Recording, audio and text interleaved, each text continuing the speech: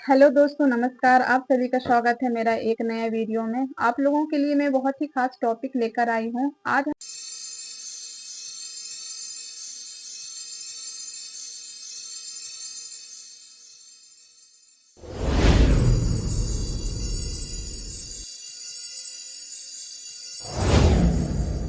हम जानेंगे प्रेगनेंसी के पहले महीना में क्या क्या लक्षण दिखाई देते हैं और हमारे शरीर में क्या क्या हार्मोन्स का चेंजेस होता है और जो फीटस रहता है उसका क्या क्या विकास होता है, कितना उसका साइज कितना होता है, कितना वजन का होता है, कितना लंबाई होता है और किस किस चीज का सावधानी करना चाहिए और डॉक्टर के पास हमें कब कब जाना चाहिए। ये चीज सभी महिलाओं को जानना बहुत जरूरी है, क्योंकि आप लोगों का पीरियड मिस होता है और आप लोग घर में वेट करते हैं और आपका 3 महीना चली जाती है, उसके बाद आप डॉक्टर के पास जाते हैं। तो ऐसे बहुत सारी महिलाओं गलती करते हैं। अगर इस वीडियो के माध्यम से अगर बहुत सारी महिलाओं को फायदा मिलेगी, इसलिए इस वीडियो को देखना, लोगों तक शेयर करना है, जानना है, समझना है। तो चलिए मैं एक एक टॉपिक के बारे में बताऊंगी। सबसे पहले हम जानेंगे, जो प्रेगनेंसी के पहला महीना होता है वो 4 हफ्ते के होते हैं। उसमें जो एम्ब्रॉय का जो वजन होता है 0.5 से 1 ग्राम तक का होता है। अगर हम लंबाई देखते हैं तो 0.2 से 0.4 सेंटीमीटर तक का होता है। और इसमें हम जब साइज देखते हैं तो एक तिल या सरसों या चावल के बराबर होता है। बहुत ही छोटा रहता है, बहुत ही नाजुक रहता है। इसमें बेबी का कोई शेप नहीं रहता है, एक शेप में रहता है। अब 1 मंथ में क्या क्या विकास होता है, देखो। प्रेगनेंसी के पहले महीना में बच्चा एक सेक के रूप में रहता है। उस दौरान बच्चे का हृदय की कोशिका बनना शुरू हो जाता है। हाथ पैर और दिमाग की कोशिका बनना भी शुरू हो जाती है। इसमें अल्ट्रासाउंड के द्वारा अगर देखा जाए तो एक शेप ही बना रहता है। इसमें बेबी का कोई शेप साइज नहीं रहता है, ना ही इसमें बच्चे का धड़कन आता है। इसके बाद हम जानेंगे कि हमारे शरीर में क्या क्या हार्मोन्स का चेंजेस दिखाई देते हैं, क्या क्या हार्मोन्स का बदलाव होता है। हमारे शरीर में 5 हार्मोन्स का बदलाव होता है। जो पहला हार्मोन्स है उसे एसपीजी बोलते हैं और इसका फुल फॉर्म नाम होता है ह्यूमन कोरियोनिक गोनाडोट्रोपिक हार्मोन्स होती है। जो ये हार्मोन्स भ्रूण के इम्प्लांटेशन होने के बाद शुरू होता है। जब हम प्रेगनेंसी टेस्ट करते हैं या करवाते हैं तो इसी हार्मोन्स की वजह से पॉजिटिव आता है। इस हार्मोन्स के बदलाव के कारण हमारे शरीर में बहुत सारे लक्षण दिखाई देते हैं, जैसे कि हमें मॉर्निंग सिकनेस मानी कभी कभी उल्टी होना या उल्टी जैसे फील होना। इसके अलावा भी हमें बार बार पेशाब आने जैसे भी लगता है।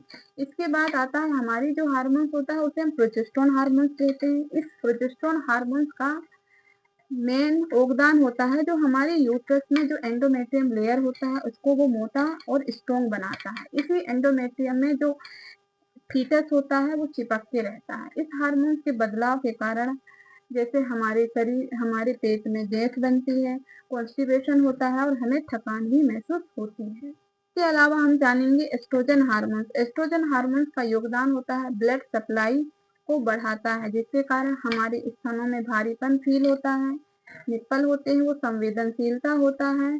और इसके अलावा हमारी भावात्मक बदलाव भी दिखाई देते हैं और मूड स्विंग होता है। इसके बाद हम बात करेंगे रिलैक्सिंग हार्मोन।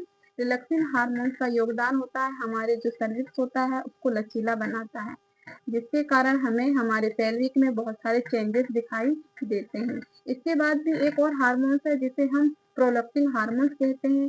इस हार्मोन का योगदान जो हमारी मिल्क ग्लैंड होता है वो मिल्क उत्पादन करने में योगदान करता है और आगे चल के कुछ महीनों में मिल्क निकलना भी शुरू हो जाती है। तो हमारे शरीर में 5 हार्मोन्स का चेंजेस होते हैं, 5 हार्मोन्स का बदलाव देखा जाता है। इसके बाद हमें क्या क्या लक्षण, सिम्टम्स, ये साइन दिखाई देते हैं। सबसे पहला लक्षण है हमारी पीरियड मिस होना। इसके अलावा हमें थोड़ा पेट में दर्द हो सकता है, हमारे स्तन जो होते हैं वो भारीपन फील हो सकता है, निप्पल सेंसिटिविटी संवेदनशीलता होने लगती है, कभी हमको घबराहट होती है, कभी हमें मॉर्निंग सिकनेस होती है, हमें चक्कर आती है, हमें भोजन के प्रति बदलाव देखने के लिए मिलती है और हमारे अंदर चिड़चिड़ाहट भी होती है और कभी-कभी हमारे वाइट डिस्चार्ज भी होने लगती है और थोड़ा बहुत स्पॉटिंग भी होती है। स्पॉटिंग का कारण है कि हमारे जब भ्रूण का इम्प्लांटेशन होता है तो स्पॉटिंग भी हो सकती है। ये फर्स्ट पहले महीने का नॉर्मल सिम्टम्स होते हैं। इसके बाद हमें क्या-क्या सावधानी रखना चाहिए? सबसे पहली हमारी सावधानी है हमारी भोजन। अब भोजन में बात आती है कि भोजन में क्या खाना चाहिए, क्या नहीं खाना चाहिए। अब क्या खाना चाहिए? आप लोगों को ज़्यादा से ज़्यादा मात्रा में हरी सब्जियाँ खाना चाहिए, दालें खाना चाहिए, अनाज खाना चाहिए। ये अपने भोजन में ज़्यादा मात्रा में ऐड करना है। इसके अलावा फॉलिक एसिड जिसमें मिलती है, जैसे हो गया मूंगफली हो गया, मेथी हो गया, पालक हो गया, दालें हो गया, इनमें फॉलिक एसिड ज़्यादा मात्रा में पाई जाती है, तो इसको भी अपने डाइट में डेली ऐड करना है। और आयरन और कैल्शियम युक्त भोजन लेना है। और आपको क्या नहीं खाना चाहिए, जैसे ज़्यादा मसालेदार सब्जियां नहीं खाना चाहिए, जंक फूड नहीं खाना चाहिए, ज़्यादा तली वाली चीज नहीं खाना चाहिए, ना ही आपको ज़्यादा चाय पीना चाहिए, ना ही ज़्यादा कॉफ़ी पीना चाहिए। उसके बाद हमारी लाइफ स्टाइल कैसी होना चाहिए? लाइफ स्टाइल में हमें ज़्यादा भारी सामान नहीं उठाना है, ज़्यादा झुककर काम नहीं करना है, ज़्यादा दौड़ भाग नहीं करना है, हमको आराम करना है और ज़्यादा से ज़्यादा मात्रा में पानी पीना है। इसके बाद हमें किस चीज़ का परहेज करना चाहिए? शराब नहीं पीना है, सिगरेट तम्बाकू का सेवन नहीं करना है, ज़्यादा चाय नहीं पीना है, ज़्यादा कॉफ़ी नहीं पीना है और किसी तरह का तनाव गुस्सा नहीं करना है।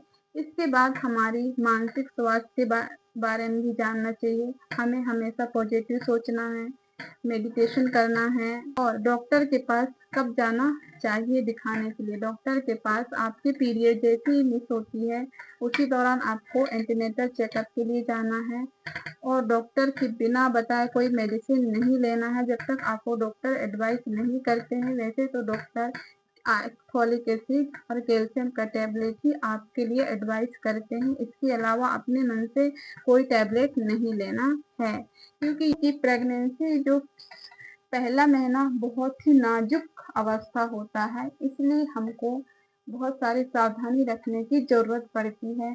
आप लोगों को इस दौरान हाइजीन भी मेंटेन करके रखना है, साफ-सफाई का ध्यान रखना है, संक्रामण चीज़ों से बचना है। क्योंकि अगर इस चीज़ का आप ध्यान नहीं देते हैं, आप सावधानी नहीं रखते हैं, तो इसी कंडीशन में आपकी अबॉर्शन या मिसकैरेज होने की संभावना बन जाती है।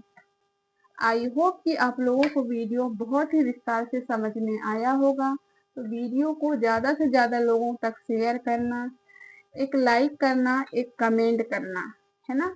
और ये कमेंट में ज़रूर करिए कि आपकी कौन-कौन सी बहन के पहला महीना चल रही है और कौन-कौन सी सिम्पटम्स दिखाई दिए हैं।